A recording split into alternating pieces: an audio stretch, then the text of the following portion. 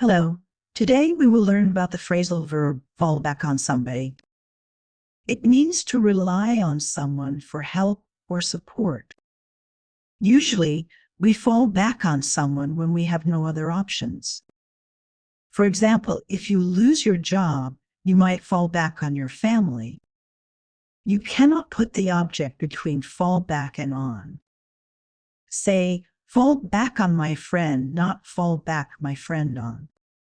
We use it for people or things like money or experience. It shows trust and support in difficult times. You can use it in many situations, like work or personal life. For example, I always fall back on my sister when I need advice. It is different from rely on because it suggests a backup plan.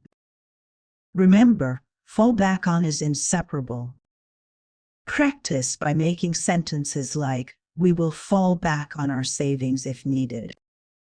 This phrase is useful in both formal and informal English. Try to use it when you talk about support or backup. That's all for today. Keep practicing and see you next time.